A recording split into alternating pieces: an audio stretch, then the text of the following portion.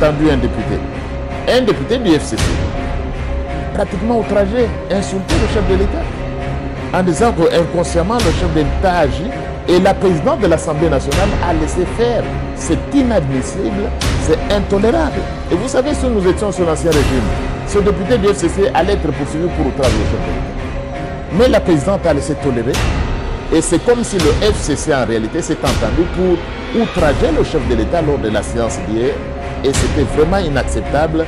Et on ne peut pas tolérer des choses comme ça.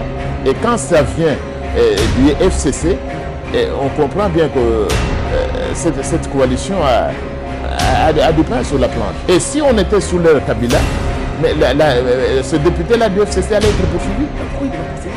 Bon, le président de la République ne s'est pas plaint. Ou il ne s'est pas encore plaint, mais il n'a pas besoin de se plaindre lui-même. C'est le procureur général de la République qui devait agir. Et dites-moi pourquoi il ne devait pas se plaindre. Et pourquoi l'injure est grave? L'outrage est grave. Il n'a pas insulté Félix Tshisekedi, le président de la République. Mais il représente l'État congolais. Il le touche, il insulte le symbole même de notre unité nationale. Mais je crois que finalement c'est le peuple qui devait être hier. C'est un événement suffisamment grave. C'est le peuple congolais, ce n'est pas seulement moi. C'est le peuple congolais qui a élu Félix Tshisekedi qui s'est énervé et qui va le manifester, j'espère. Parce que cette personne, ce député qui insulte le chef d'État, il n'insulte pas que Félix Tshisekedi, mais il insulte l'État congolais. Il semble que c'était un ancien ministre et vous comprenez pourquoi le pays a été mal géré et pourquoi Kabila pouvait se dire qu'il n'avait même pas 10 hommes pour gouverner le Congo ou pour changer le Congo. Donc, la gravité c'est quoi? Ce monsieur a insulté l'État, il a insulté le peuple tout entier et c'est suffisamment grave, c'est très grave. Et si j'étais procureur général près de la Cour de cassation, je me serais saisi de ces cas en flagrance pour commencer des poursuites, entamer des poursuites judiciaires contre ces députés du FCC. Et c'est vous qui me reprochez souvent de faire des preuves. Je vous disais la fois passée que la Mouka c'était fini, vous ne voulez pas croire. Je vous disais auparavant que M. Kabila n'aurait pas un troisième mandat. Il n'y en a pas eu. Je vous dis qu'il ne reviendra pas, qu'on les laisse tranquilles.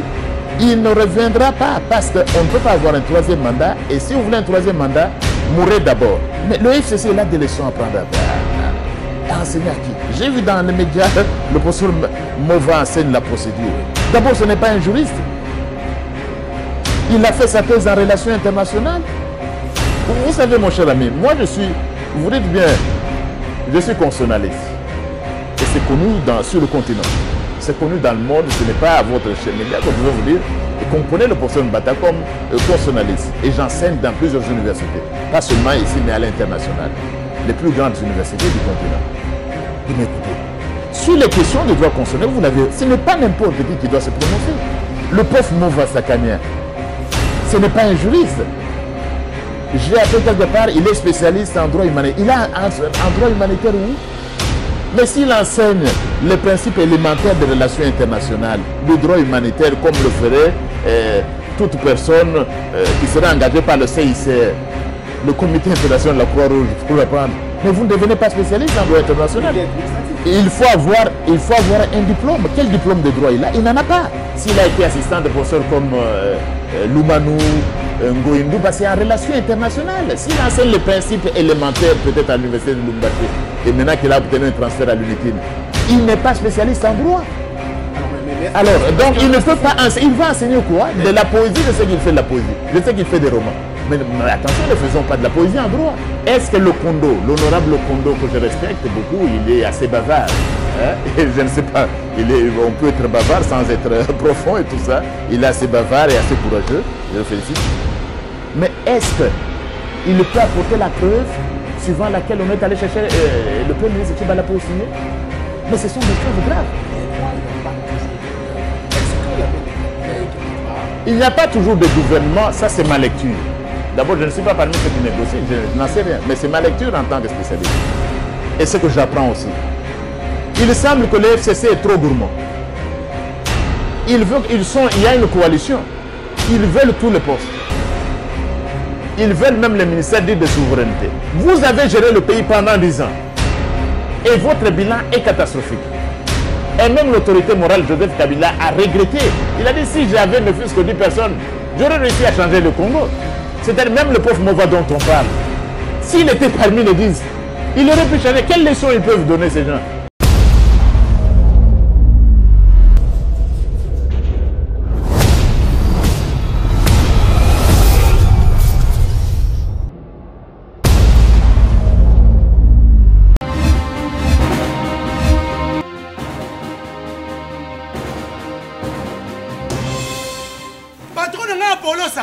Et si Malisouté, pour moi, comme on a kuna, bateau va travailler dans Nzambe.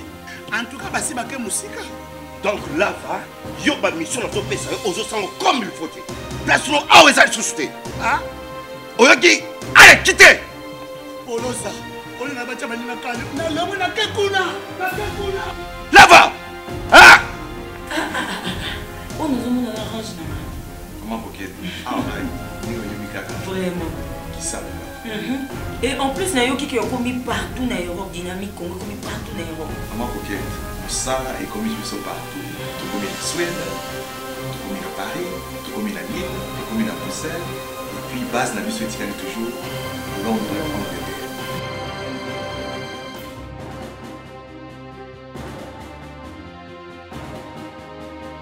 Bisous dans la dynamique Congo, tous pour avancer dans le Colo. Chers internautes, bienvenue, vous suivez un autre numéro, Dites-moi tout. Mesdames et messieurs, dans cette émission, nous essayons de parler l'actualité, c'est vrai, mais aussi des grands enjeux de la République. Aujourd'hui, nous parlons de la Constitution, c'est vrai. Pourquoi il faut en parler? Tout simplement parce que dans une société où tout le monde veut être constitutionnaliste, par moments, il y a des constitutionnalistes qui sont improvisés avec leurs articles phares, et bien on essaie d'interpréter tout ça. Alors, parlons-en déjà les nominations qui ont fait rage. Tout le monde essaie d'imputer au président de la République la violation de la Constitution. On aurait violé l'article 81, on aurait violé l'article 69, beaucoup de choses. On en parlera. Et dans la deuxième partie de cette émission, nous allons aussi essayer de parler du statut de l'ancien chef de l'État et voir un peu exactement qui fait quoi dans ça. Le président de la République, il représente, enfin disons, l'honorable Kabila représente quoi et qui? Aujourd'hui, on en parlera peut-être au cours de cette émission. Je reçois le professeur André Mbata, il est député national et constitutionnaliste de ce pays, professeur dans plusieurs universités à travers le monde et conférencier. Monsieur le professeur, bienvenue. Merci Christian. Alors professeur, ça nous fait honneur encore une fois de revenir avec vous sur la question essentiellement de la Constitution. Monsieur le professeur, vous avez suivi les débats alimentés sur les nominations. Le président aurait nommé des gens contre la Constitution, la volonté de la Constitution, sinon contre la volonté du FCC. Votre regard en tant que constitutionnaliste, où en sommes-nous?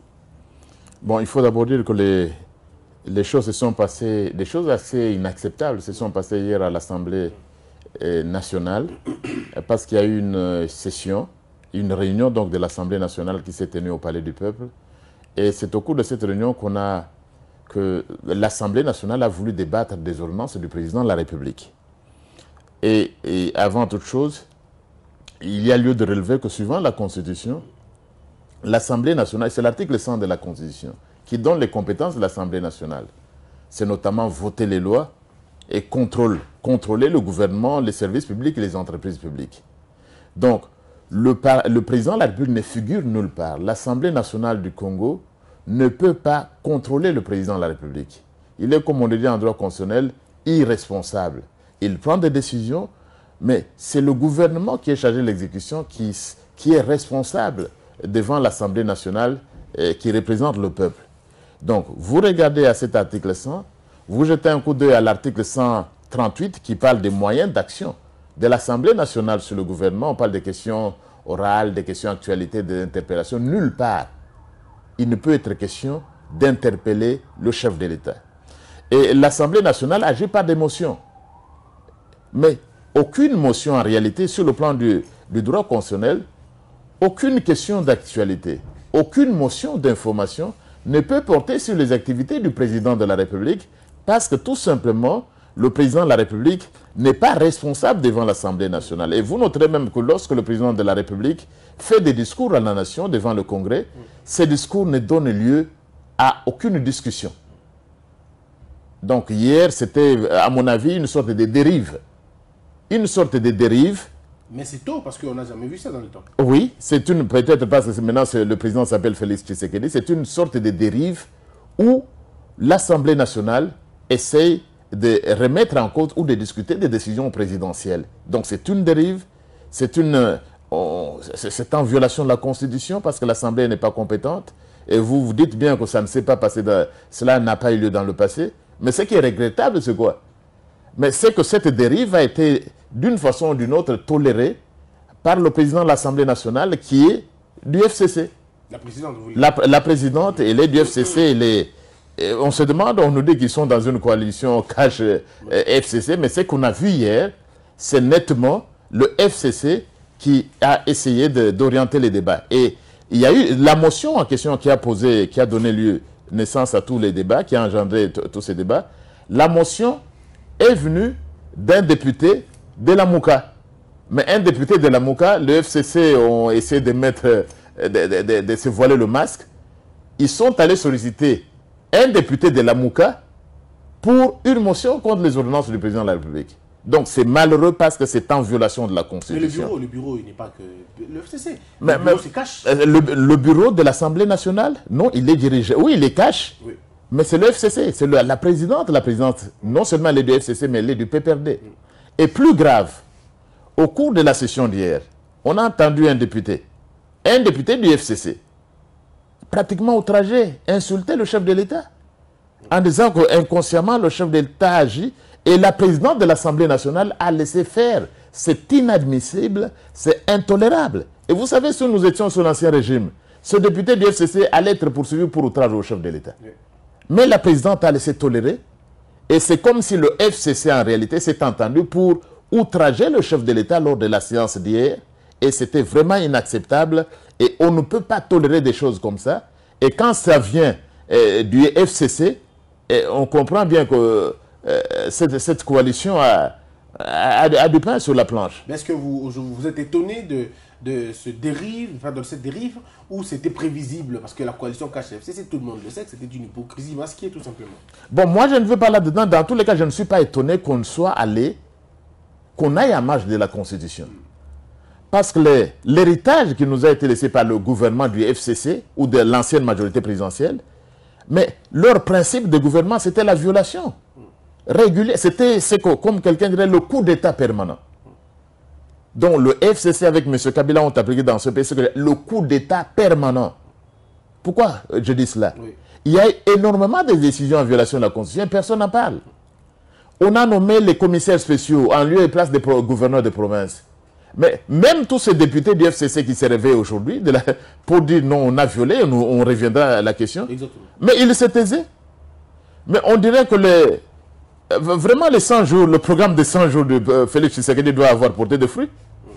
Parce que l'un des aspects pour moi des 100 jours, c'est que même les muets en droit constitutionnel commencent à se faire constitutionnaliser. Même les personnes qui ne pouvaient pas parler hier, ils commencent maintenant à parler. Tout le monde se fait constitutionnaliser. Bon, peut-être on pouvait mettre ça sur le compte du programme des 100 jours. Alors, mais revenons sur la question des 100 jours. Revenons sur la question, pardon, de la coalition CACH-FCC. Pourquoi l'outrage est aujourd'hui accepté et toléré? Est-ce que le président a conscience de la gravité de l'outrage ou il fait passer ça dans le compte de l'état de droit et tout? Bon, en réalité, c'est le procureur général de la République près la Cour de la cassation qui devait se saisir. Parce que Félix Tshisekedi, lorsqu'il a fait campagne, pour lui, c'est l'état de droit. Et on vient d'appeler, Etienne Tshisekedi vient d'entrer dans l'éternité le plus officiellement du monde, mais pour lui, c'était l'état de droit. Le mot-clé que vous pouvez retrouver chez Etienne Tshisekedi, c'était l'état de droit. Et l'état de droit, c'est l'état du peuple tout entier. Et c'est pourquoi il allait tout bonnement à terminer par le peuple d'abord. L'état de droit. Et lorsque Félix Tshisekedi est arrivé à la magistrature suprême, sa campagne, et il va y tenir, c'est promouvoir l'état des droits. L'état des droits, c'est quoi? C'est le respect des droits humains. C'est pourquoi vous voyez des concerts organisés à tout moment, des concerts politiques. Tout le monde, aujourd'hui, on n'en voit pas. Il n'y a pas de grenades lacrymogènes. Il n'y a pas une police pour arrêter les gens. Vous voulez faire votre concert, invitez-moi, je viendrai assister. On vous laisse. Mais attention, la justice devra faire son travail. Et si on était sous l'ère Kabila, Mais ce député-là du FCC allait être poursuivi. Mais pourquoi il n'est pas poursuivi aujourd'hui? Bon, le président de la République ne s'est pas plaint. Ou il ne s'est pas encore plaint, mais il n'a pas besoin de se plaindre lui-même. C'est le procureur général de la République qui devait agir. Mais sans plainte. Et dites-moi pourquoi il ne devait pas se plaindre. Pourquoi? Et pourquoi l'injure est grave? L'outrage est grave, pourquoi? Regardez l'article 69 de la Constitution. Regardez l'article 68 lorsque vous avez les institutions de la République. La première institution, c'est le président de la République. Allez à l'article 69. Qu'est-ce que nous, peuple congolais, qui avons adopté cette constitution par référendum, nous, peuple congolais, avions dit? À l'article 69, le président de la République est le chef de l'État. Il représente la nation. Il est le symbole de l'unité nationale. Il assure par son arbitrage le fonctionnement régulier des institutions, des pouvoirs publics et la continuité de l'État. Eh bien, que ce député du FCC en insulte, il n'a pas insulté Étienne Tshisekedi, je m'excuse, il n'a pas insulté Félix Tshisekedi, le président de la République, mais il représente la nation, l'État congolais. Il le touche, il insulte le symbole même de notre unité nationale. Mais je crois que finalement, c'est le peuple qui devait être hier. C'est un événement suffisamment grave. Mais pourquoi c'est le peuple congolais, ce n'est pas seulement moi. C'est le peuple congolais qui a élu Félix Tshisekedi qui s'est énervé et qui va le manifester, j'espère. Parce que cette personne, ce député qui insulte le chef d'État, il n'insulte pas que Félix Tshisekedi, mais il insulte l'État congolais. C'était le député de la Mouka. Non, c'était du FCC. Du FCC, vous n'avez pas le nom du député. Un certain Naouej, je ne sais pas si... Un certain Naouej, quelque chose comme ça. J'ai l'impression que depuis le début de la session, il s'illustre par des interventions inopportunes et sans fondement, juste pour se faire voir. Alors, il semble que c'était un ancien ministre. Et vous comprenez pourquoi le pays a été mal géré et pourquoi Kabila pouvait se dire qu'il n'avait même pas 10 hommes pour gouverner le Congo ou pour changer le Congo. Donc, la gravité, c'est quoi? Ce monsieur a insulté l'État, il a insulté le peuple tout entier, et c'est suffisamment grave, c'est très grave. Et si j'étais procureur général près de la Cour de cassation, je me serais saisi de ces cas en flagrance pour commencer des poursuites, entamer des poursuites judiciaires contre ces députés du FCC. Alors, mais il n'est pas seul. J'ai comme l'impression que c'est l'habitude du FCC. Les membres du FCC parlent avec arrogance quand il s'agit du président de la République, comme si c'était un enfant, un élève de la maternelle. Avez-vous suivi les propos de professeur Mova Sakani qui dit « Bon, je comprends que vous n'avez jamais géré et que je mets ça dans le compte de l'apprentissage ». Ça, c'est Henri Mova qui le dit en montrant que monsieur le président Félix n'a pas compris les choses. Mais écoutez, le FCC ou le PPRD, bon, je crois qu'ils sont en train de rêver. Nous avons un président de la République qui s'appelle Félix Tshisekedi. Il n'y en a pas deux. Et je l'ai déjà dit au cours de votre émission. Lorsqu'on me demande, mais est-ce que Joseph Kabila peut revenir président de la République? Je dis non. Il est sénateur à vie. Vous voulez qu'il revienne à la présidence de la République? Il doit d'abord mourir. Et s'il a la chance qu'il ressuscite le 3e jour, à ce moment-là, il doit d'abord mourir, ressusciter le 3e jour. À ce moment-là, il peut avoir un autre mandat présidentiel. Mais il est sénateur à vie. Il ne reviendra plus. Il ne sera plus jamais président de la République de ce pays. Ça ne va pas se faire. Et c'est vous qui me reprochez souvent de faire des prophéties. Je vous disais la fois passée que la Mouka c'était fini. Vous ne voulez pas croire. Je vous disais auparavant que M. Kabila n'aurait pas un 3e mandat. Il n'en a pas eu. Je vous dis qu'il ne reviendra pas, qu'on le laisse tranquille. Il ne reviendra pas parce qu'on ne peut pas avoir un 3e mandat. Et si vous voulez un 3e mandat, mourrez d'abord. Ressuscitez après 3 jours si vous êtes le Seigneur. Et puis, revenez pour cela. Le changement de la Constitution, c'est pas envisageable. Bon, revenons maintenant sur le cas de Mova. Oui. Mais le FCC, il a des leçons à prendre à enseigner à qui? J'ai vu dans les médias, le professeur Mova enseigne la procédure. Oui. D'abord, ce n'est pas un juriste. Il a fait sa thèse en relations internationales. Vous savez, mon cher ami, moi je suis, vous dites bien, je suis constitutionnaliste. Et c'est connu sur le continent. C'est connu dans le monde, ce n'est pas à votre média que je veux vous dire qu'on connaît le professeur Mbata comme constitutionnaliste. Et j'enseigne dans plusieurs universités, pas seulement ici, mais à l'international. Les plus grandes universités du continent. Dis-moi, écoutez, Sur les questions de droit constitutionnel, vous l'avez, ce n'est pas n'importe qui doit se prononcer. Le prof Mova Sakania, ce n'est pas un juriste. J'ai appris quelque part, il est spécialiste en droit humanitaire. Il a un droit humanitaire où? Mais s'il enseigne les principes élémentaires des relations internationales, ou du droit humanitaire, comme le ferait toute personne qui serait engagée par le CICR, le Comité international de la Croix-Rouge, pour apprendre. Mais vous ne devenez pas spécialiste en droit international. Mais il est administratif. Il faut avoir un diplôme. Quel diplôme de droit il a? Il n'en a pas. Donc, il ne faut pas s'autoproclamer. Le professeur Mova, que je respecte beaucoup, il a, tardivement d'ailleurs, obtenu sa thèse. Bon, je suis professeur ordinaire, je ne sais pas, je ne veux pas aller là-dedans. Il a tardivement obtenu sa thèse. Et puis, c'est en relations internationales. S'il a été assistant de professeurs comme Lumanou, Ngoïndou, c'est en relations internationales. S'il enseigne les principes élémentaires, peut-être à l'université de Lumbaché, et maintenant qu'il a obtenu un transfert à l'UNIKIN, il n'est pas spécialiste en droit. Alors, donc, il ne peut pas enseigner. Il va enseigner quoi? De la poésie, je sais qu'il fait de la poésie. Je sais qu'il fait des romans. Mais attention, ne faisons pas de la poésie en droit. Non, ce n'est pas n'importe qui est juriste. Bon, je m'excuse. Mais est-ce qu'il dit il dit quoi? Il dit que le président s'est trompé de la nomination parce que on n'est pas en phase de la continuité du pouvoir. On va y arriver.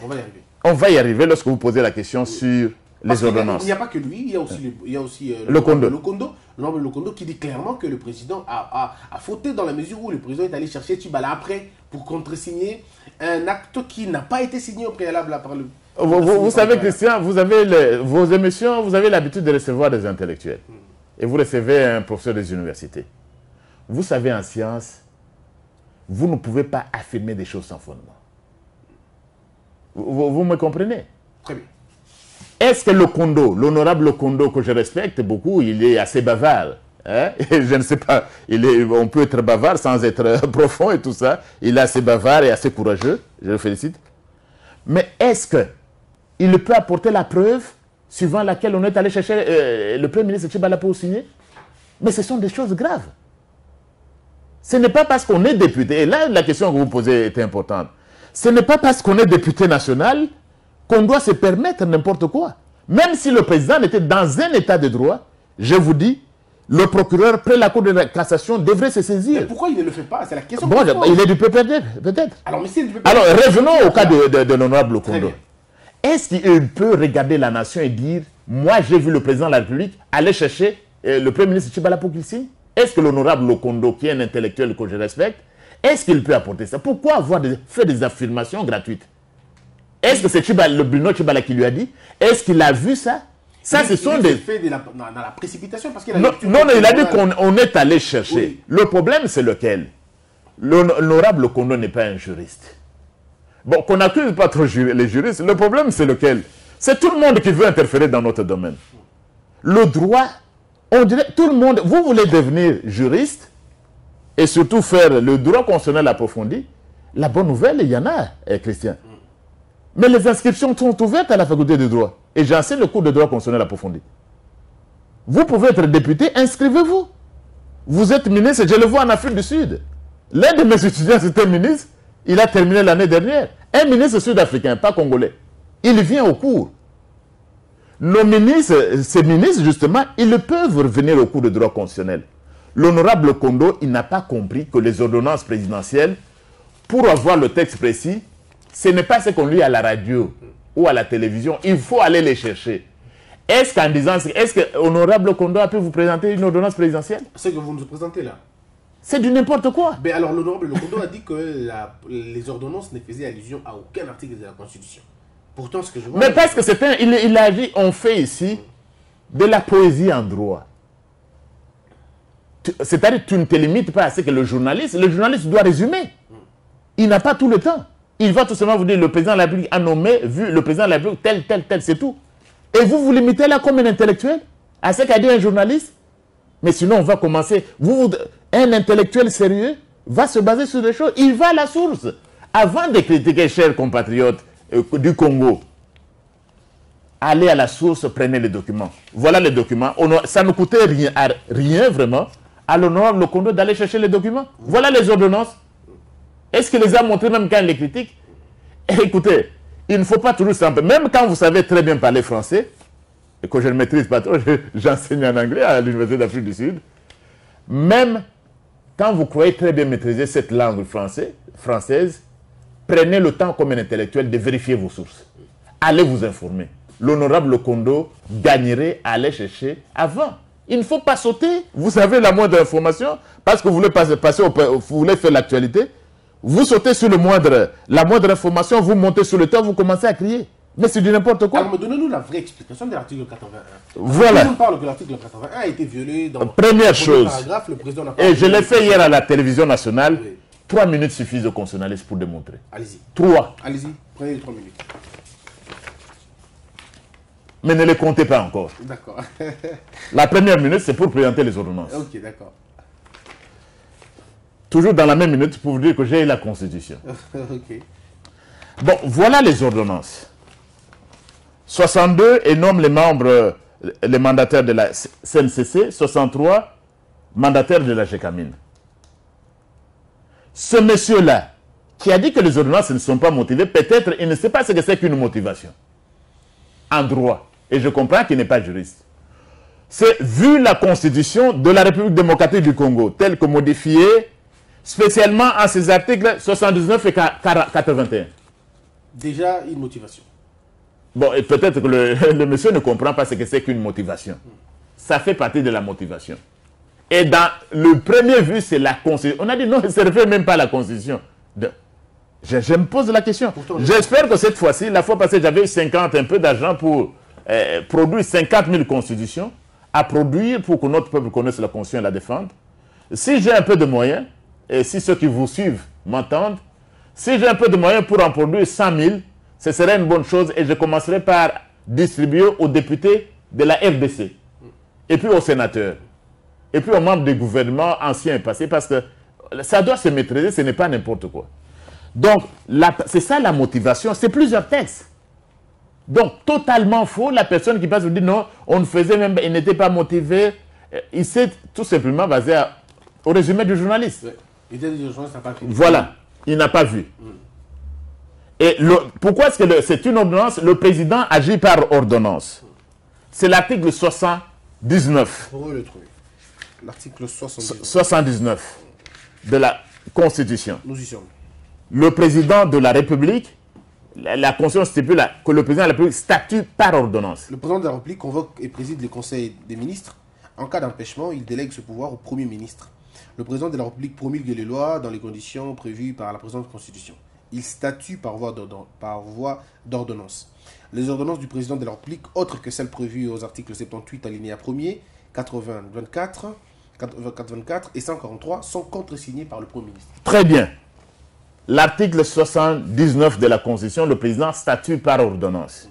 Pas par décret, parce que quand on ne connaît pas le droit constitutionnel, on risque de vous dire même que le président statue par discours. Donc, par ordonnance, et nous avons ici affaire à 2 ordonnances. Et vous terminez, ces ordonnances-là sont contresignées par le Premier ministre. Le Premier ministre. Parce que ce ne sont pas des ordonnances qui rentrent dans les cas d'exclusion, là.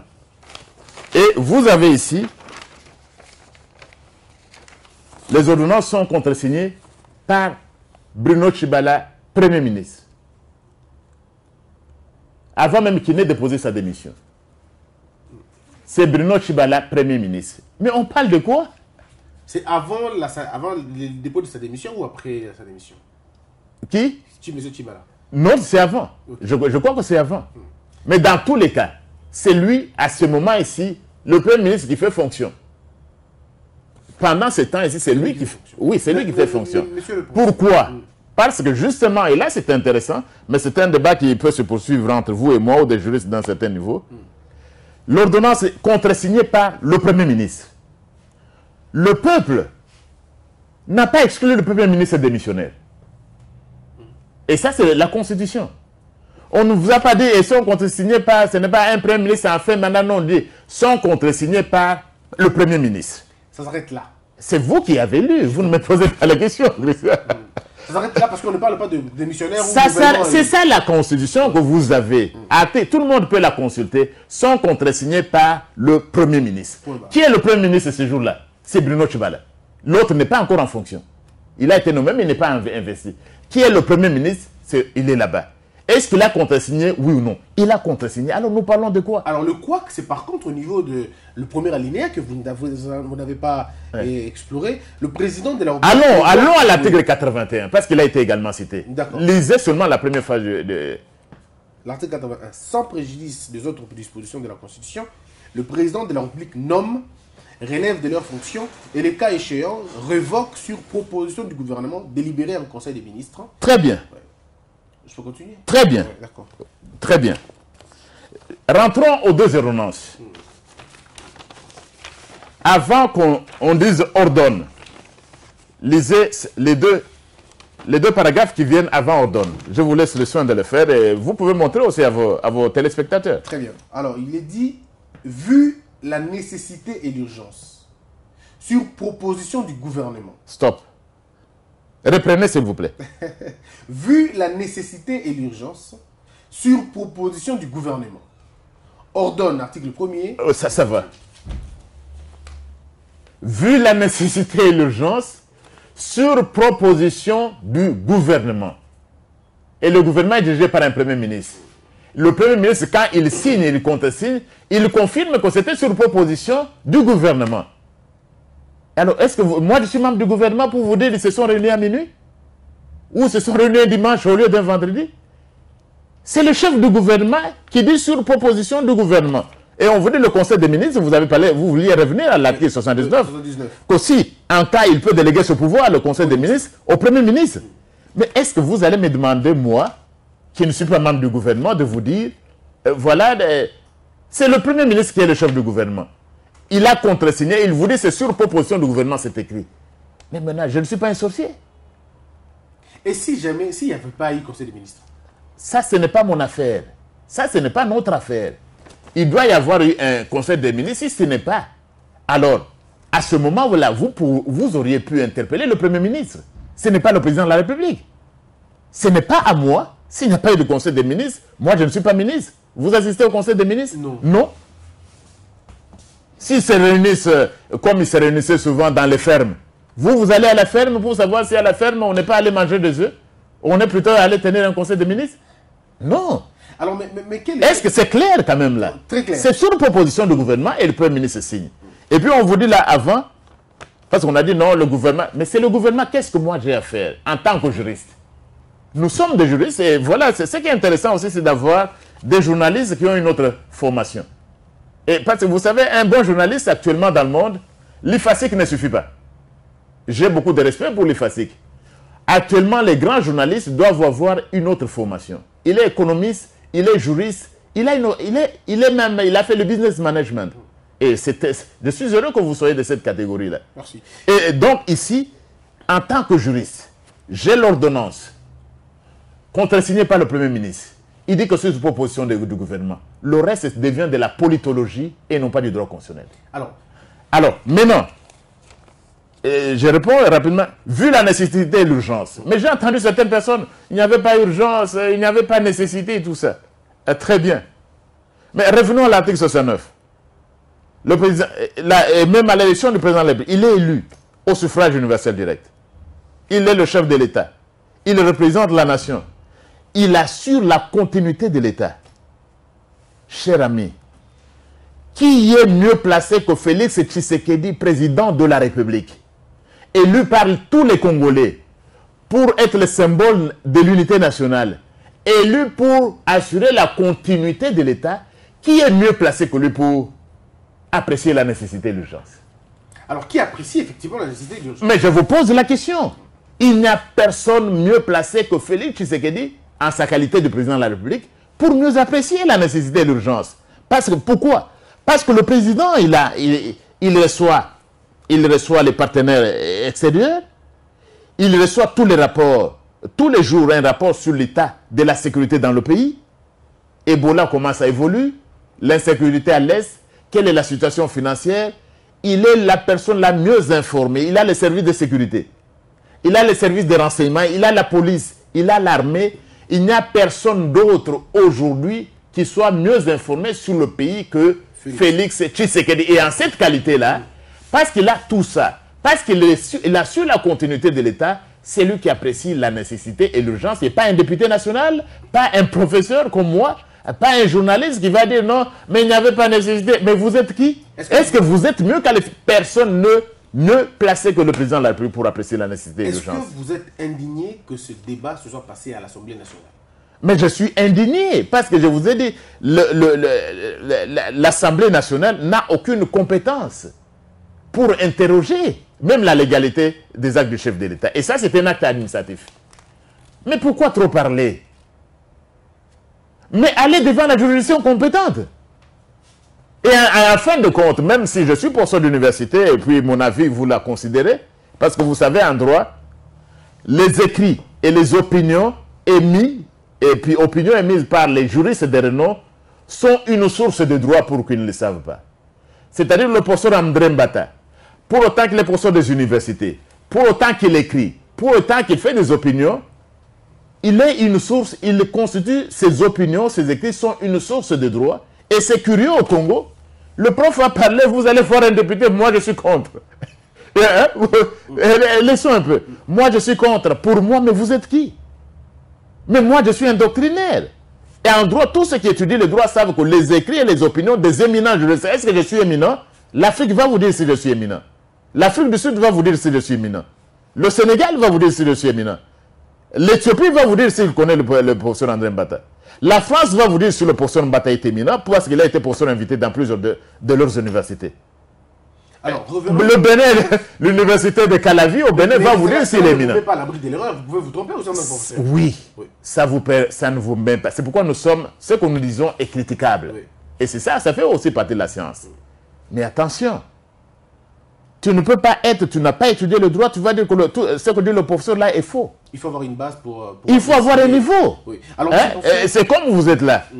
Parce que nous sommes tous, tout est critiquable, vous allez trouver un garçon, l'un de nos enfants qui fait la 4e secondaire et qui vient vous dire, monsieur Christian, vous êtes licencié en droit, ce que vous dites là c'est faux, parce que c'est critiquable. Mais il n'a pas le niveau d'apprécier. Bon, mais voilà, tout le monde ne peut pas apprécier, parce que tout le monde n'est pas du niveau. Alors, il faut être humble, pour autant que nous-mêmes nous restons humbles. C'est pourquoi dans cette humilité-là, nous disons que c'est un acte administratif. Peut-être qu'ils ne savent pas que c'est un... Pour ceux qui ne le savent pas, il y a sûrement beaucoup de députés qui ne savent pas la nature juridique. Ou des sénateurs qui ne le savent, ou des politiciens qui interviennent n'importe comment. Je les aide. L'ordonnance ici présente, c'est un acte administratif. Lorsque vous constatez qu'un acte administratif viole la Constitution, ou la légalité au sens large, allez trouver des avocats d'un niveau assez élevé. Ils vont vous dire quel est le tribunal, la juridiction compétente à saisir, quelles sont les conditions à remplir pour saisir, et vous pouvez en obtenir l'annulation.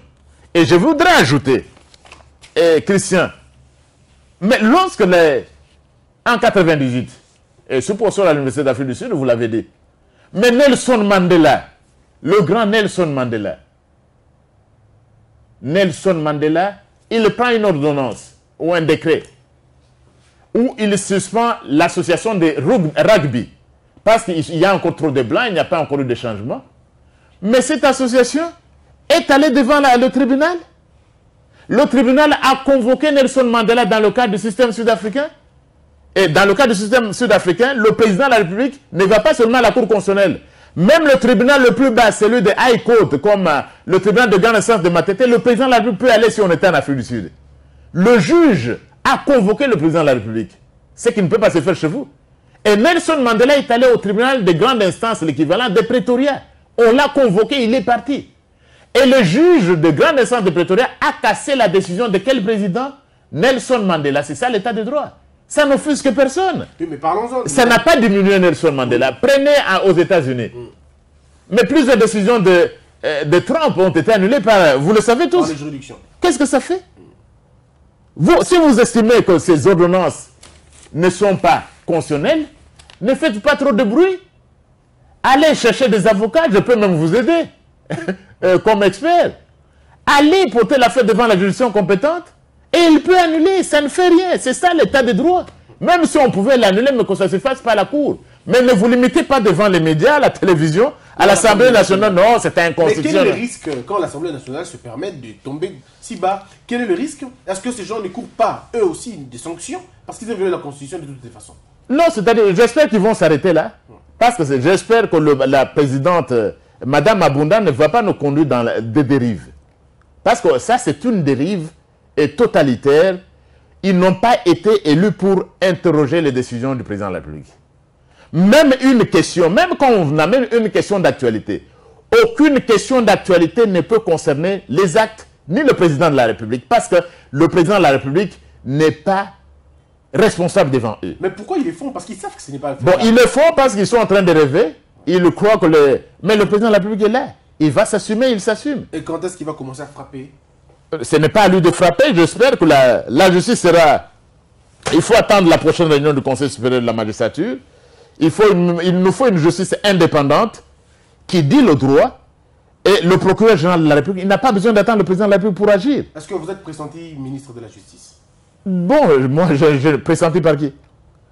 Tout ce que vous savez, la nation, c'est le travail que j'ai fait. Je dis, je suis disponible. Mais attention, je ne suis pas à la recherche des portefeuilles. Les gens, je vois souvent sur les réseaux sociaux. Moi, je mets ces avis depuis que j'ai dit qu'il n'y aura pas de troisième mandat. Nous sommes en 2013. Je ne cherchais pas de poste. Et les gens croient qu'on ne m'a pas cherché pour me demander de me taire et de prendre un poste. Non, je ne suis pas là. Je suis professeur des universités et je suis aussi bien payé. Est-ce que vous acceptez... Et j'ai le prestige. Accepteriez-vous ce poste de ministre de la Justice? Si je suis approché et qu'il faut servir l'État dans un pays où l'État de droit doit être consolidé, je ne refuserai pas, j'accepterai. Qu'est-ce que vous allez faire quand vous serez ministre de la Justice? Bon, ça, je répondrai à la question. Vous serez la première personne qui va m'interviewer si jamais. Mais je devais déjà être Premier ministre. C'est toujours vous. Je peux présenter Premier ministre et je vous avais promis que je viendrai. Oui. Vous serez la première personne. Oui. Bon, mais comme je ne suis pas... les universités aussi attendent. Oui. Bon, je ne suis pas pressé. Je n'ai pas été nommé Premier ministre. On a nommé un professeur NNE. J'espère qu'il fera un bon travail. Je ne m'offusque pas. Je ne cours pas à la rue pour demander la vérité des sondages. Parce que chez vous, il y a également la vérité des sondages. La vérité des sondages, c'était moi quand même qui devais être Premier ministre. Je ne cours pas le monde, je ne fais pas de concert pour ça. J'attends, je suis prêt à servir mon pays. Si j'ai la demande qui m'est faite, j'y rentrerai dans les universités où j'enseigne pour leur dire, écoutez, je suis nommé, je me demande de servir mon pays. Est-ce que vous pouvez me donner peut-être un congé ou une mise en disponibilité, parce qu'il faut se dire que je suis professeur dans plusieurs universités, ça va demander cela. J'attends, je suis disponible. Si le président de la République estime que je dois l'aider à rétablir l'état de droit dans ce pays, je dirais oui. Est-ce que vous en avez les compétences?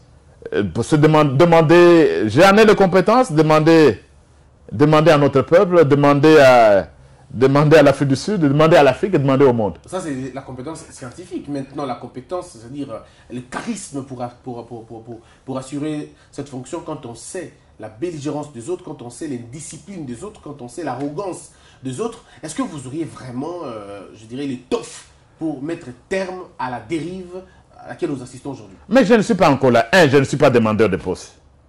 Je dis seulement que je suis disponible. Oui. Oui? Je ne suis pas demandeur de poste, je ne fais rien et absolument rien. La nation elle-même sait, si le chef de l'État, qui est celui qui signe les ordonnances, qui nomme en réalité, s'il estime que pour ce ministère-là, très très important, il faut quelqu'un de mon niveau, de mon calibre, comme on dit, bon, je dirais oui. Est-ce que j'en ai l'étoffe? Ça, je ne peux pas dire. Vous savez, le charisme de ce programme parle. Etienne Tshisekedi, notre héros national. Vous l'avez déjà vu se proclamer qu'il était charismatique? Un professeur ne va pas dire ça. Ça, il faut laisser à l'opinion, il faut laisser à notre peuple, il faut laisser à la postérité. Sinon, on commence à faire dans la même médiocrité ambiante. Il y a une médiocrité ambiante dans ce pays. Le prof d'université, à tout moment, doit rester digne de la fonction. Et vous parlez à un prof, et il y a prof et prof, et vous savez à quel type de prof vous parlez. Très bien. Alors, nous allons terminer ce débat, mais avant de terminer le débat, il reste deux grandes questions fondamentales d'ailleurs. Vous avez suivi votre collègue professeur Bochab, qui dit, disons au Sénat, sans rire, que le président de la République, disons l'honorable Joseph Kabila Kabange, représentait sa province. Alors que nous savons tous que la province de M. Kabila est déjà représentée au Sénat par un autre sénateur. Bon, il faut dire que Évariste Bochab, c'est un grand frère. Et puis c'est un collègue. Et nous nous sommes déjà opposés scientifiquement à plusieurs niveaux. Et ça a toujours été au niveau très sportif d'ailleurs et très intellectuel. Mais je ne l'ai pas suivi. Parce qu'ici, la tendance actuellement, c'est quoi? Tu entends une petite information, tu sautes là-dessus pour qu'il y ait arrose sur le baudet. Je ne l'ai pas suivi personnellement. Ça, il faut le dire. Mais d'après, si c'était le cas, bon, je mettrais quand même des réserves. Bon, la province d'origine de M. Kabila, vous la connaissez? Bon, je ne sais pas. Bon, mais c'est vous. Non. Ah, c'est vous qui dites que le sénateur à vie, il représentera sa province. Moi, je vous pose la question. Est-ce que vous connaissez sa province d'origine? C'est Katanga. Ah bon. Alors, moi, je ne sais pas. Moi, je crois que quand il a été élu président de la République, il représentait la nation. Exactement. Il représente la nation. Il a été, quelles que soient les conditions dans lesquelles il a été élu, il a fini ce deuxième mandat. Et on reconnaît ça, il a fait un grand effort. Mais qu'est-ce qu'il fait? Il a fini son deuxième mandat comme président de la République, représentant de la nation. Oui. Et quand c'est le représentant de la nation, c'est lui qui a été élu à 2 reprises, représentant la nation, qui devient sénateur à vie. Mais je vois mal comment on peut le dégrader. Du représentant de la nation, il devient représentant d'une province. Non, ça ne serait pas... vous savez, je ne suis pas kabiliste. Mais j'aime bien la personne, je n'ai rien à voir, rien contre la personne de Kabila, qui a d'ailleurs bien agi ces derniers temps, en quittant le pouvoir. Et en n'est pas cherchant un 3e mandat, qui a suivi tous les conseils que j'ai donnés. En faisant ombrage, hein? Non, pas ombrage. Tout, finalement. Non, quel tout? Oui. Non. Alors, je dis, bon, ça, on ne peut pas, ça c'est discréditer Joseph Kabila. Si ça vient des gens, j'ai dit que je n'ai pas suivi le professeur Bouchab. Moi, je vous donne l'information. Si ça vient des kabilistes, Joseph Kabila devrait être très très fâché. Comment est-ce qu'on peut le dégrader à ce point-là? Lui, le représentant de la nation, pendant plus de 10 ans de mandat, 2 mandats successifs, représentant de la nation, et il vient à peine de quitter, il devient sénateur à vie, vous lui dites non, vous n'êtes plus ce que vous étiez représentant de la nation, maintenant, vous devenez le représentant d'une province. Ça, c'est ne pas rendre hommage à Joseph Kabila. Alors, monsieur le professeur, on va terminer. Et alors, qu'est-ce qu'il faut? Parce que je comprends aussi la position, si tel était, parce que je n'ai pas suivi Evariste Bouchab. Si le professeur Bouchab, si tel était le cas, peut-être c'était une lecture, il faisait une lecture littérale de la Constitution.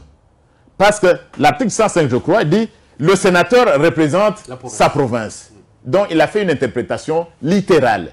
Et je vous ai déjà dit que l'interprétation littérale est dépassée. Ce que je demanderais, si c'était le cas, je n'ai pas suivi, je reprends, je n'ai pas suivi moi-même le professeur Evariste Bouchab, ça c'était un cas d'exception. Il faut aménager ça. Je ne pense pas que le sénateur à vie doit représenter sa province. Alors, parce que c'est lui-là, cette personne-là a été représentant de la nation, et c'est à ce titre, comme président, ancien président de la République, ce n'est pas un ancien gouverneur de province. Ce n'est pas un ancien membre, président de l'Assemblée provinciale du Katanga. C'est l'ancien président de la République, représentant de la nation.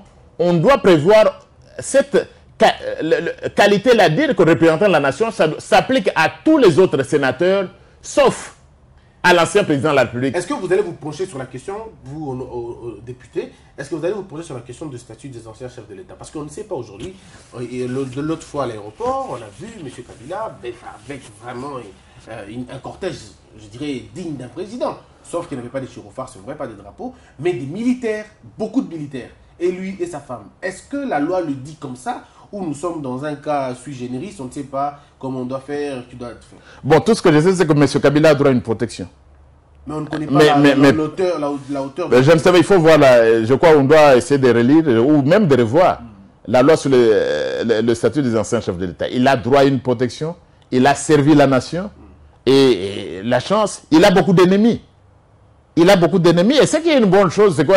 Dans la coalition FCC Cash, c'est que en réalité, le Cash protège M. Kabila. Il a beaucoup d'ennemis et dans le pays et à l'extérieur du pays. Mais au niveau de Cash, on a dit non. Et c'est ça ce que les gens du FCC doivent comprendre. Le Cash est en train de protéger Joseph Kabila au nom du patriotisme. Voilà une personne qui a suivi la nation. Et vous savez bien, la plus jolie fille au monde ne peut donner que ce qu'elle a. M. Kabila ne pouvait donner que ce qu'il pouvait donner. C'est tout. Et c'est normal. Il ne faut pas, il ne fallait pas. Il a donné, il s'est efforcé. La plus jolie femme au monde ne peut donner que ce qu'elle a. Et il nous a donné. Il a servi la nation. Il a servi ce pays. Et il a beaucoup d'ennemis dans le pays, à l'extérieur du pays. Qui s'est fait lui-même. Hein? Oui, qui s'est fait lui-même. Mais sur le plan comme compatriote, comme tout citoyen, ancien président, il a droit à une protection.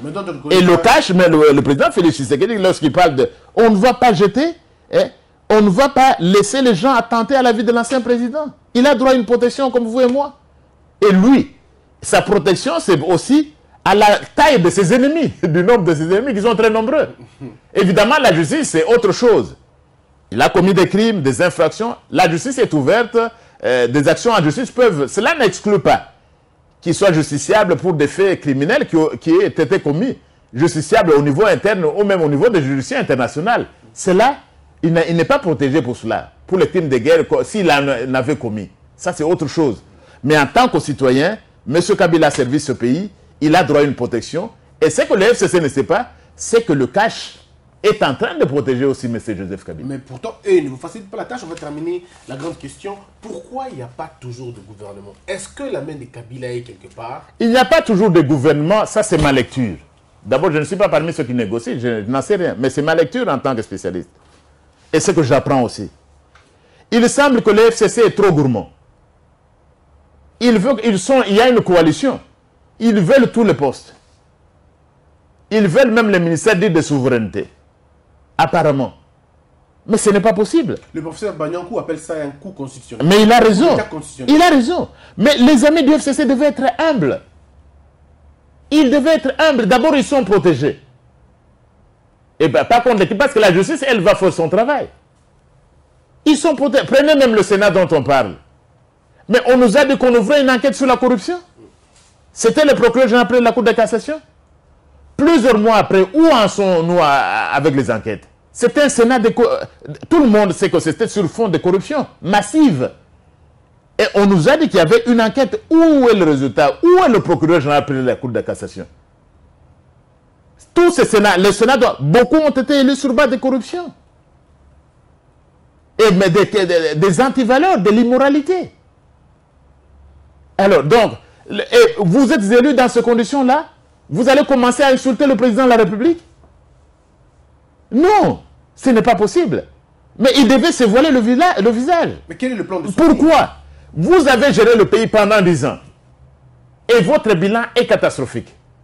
Et même l'autorité morale, Joseph Kabila, a regretté. Il a dit, si j'avais ne fût-ce que 10 personnes, j'aurais réussi à changer le Congo.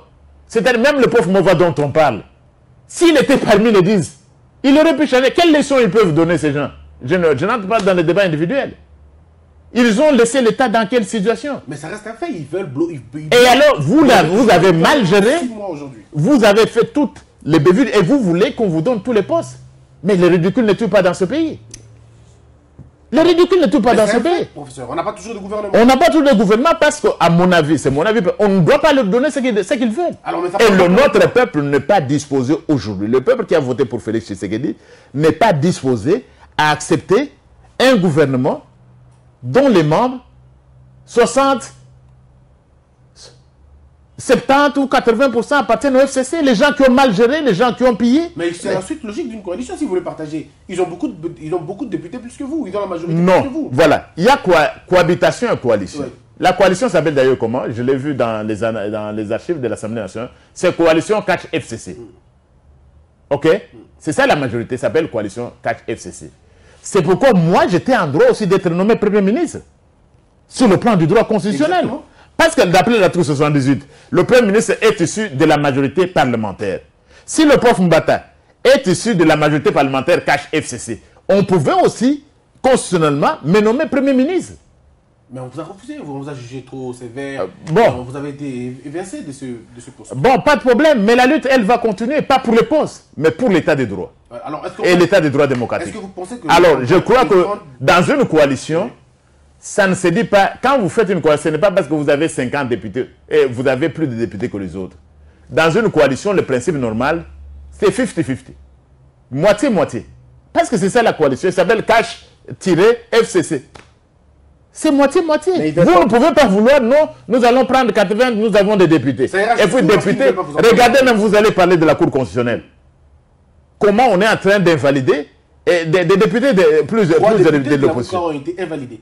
Jean Goubal, et je vous ai dit, et quelqu'un du MLC. Ce n'est pas possible. Et vous allez encore remplir l'Assemblée nationale. Vous avez dit, dans ces conditions-là, est-ce que vous croyez que Jean Goubal méritait d'être invalidé? Vous croyez que Chérubin Okende devait être invalidé? Et c'est ça la Cour constitutionnelle. Il faut un état de droit. Je vous ai dit la fois passée.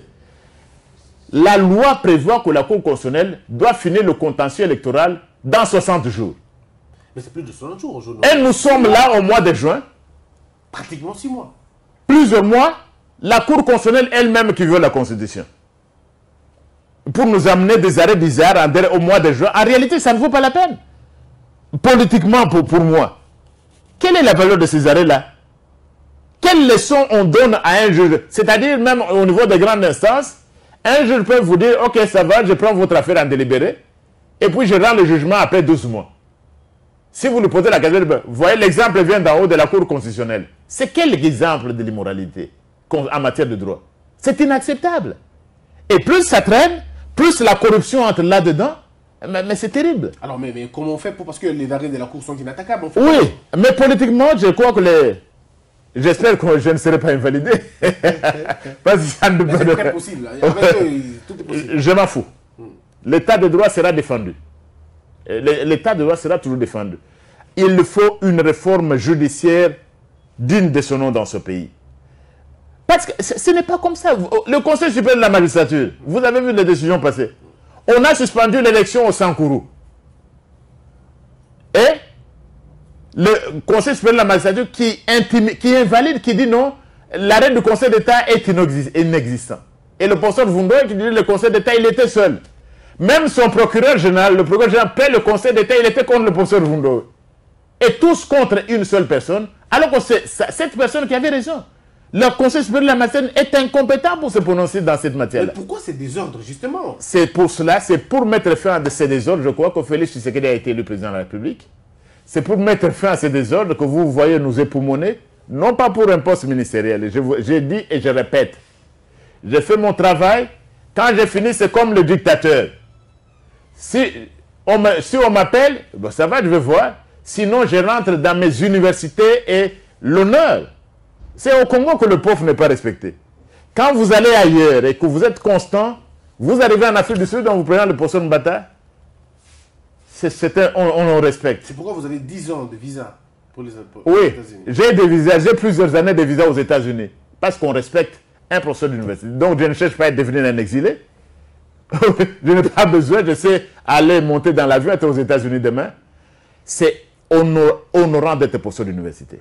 Mais attention, ce n'est pas seulement un privilège, c'est une responsabilité. Une responsabilité pour être dans le droit chemin, pour être constant. Et je suis constant depuis 2013.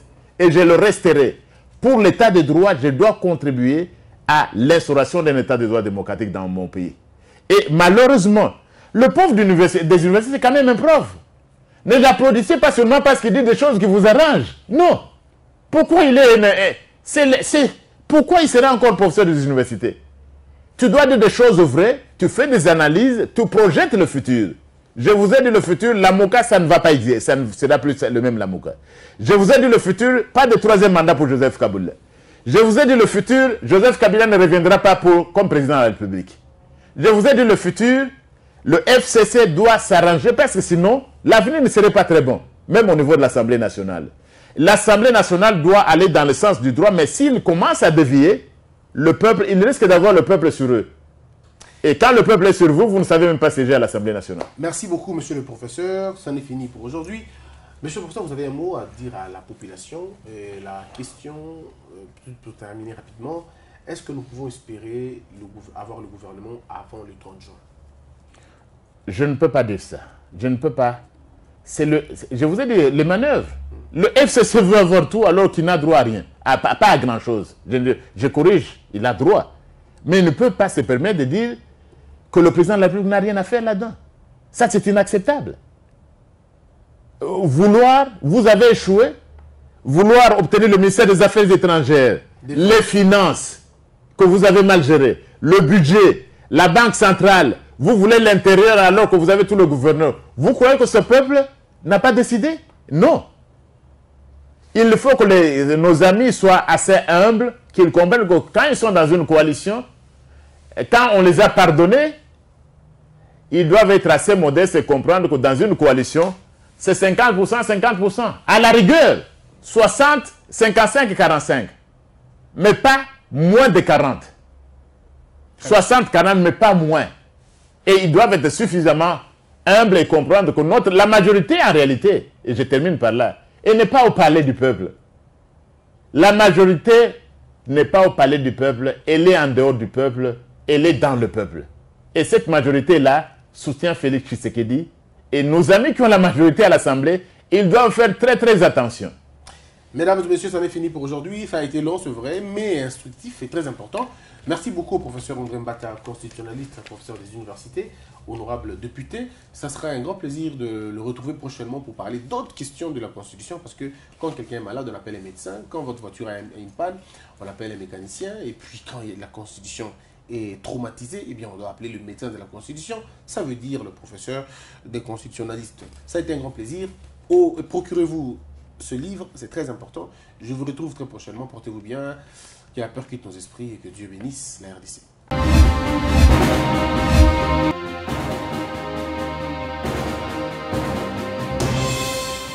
Patron nga Polosa et simba lisute. Pour moi comme na moni kuna, patron ba travailler na Nzambe. En tout cas basi ba ke musika. Donc là va, yo ba mission na to pesa aux autres comme il faut. Place no a eza susute. Ah? Oyoki, allez quittez. Polosa. Là-bas! Ah! Oh, nous avons arrangé. Comment coquette? Ah, vraiment. Qui ça? Et en plus, il y a qui ont commis partout dans l'Europe, dynamique Congo, commis partout dans l'Europe. Comment coquette? Ça est commis partout. Tout commis en Suède, tout commis à Paris, tout commis à Lille, tout commis à Bruxelles. Et puis, base la mission est toujours Londres, Angleterre.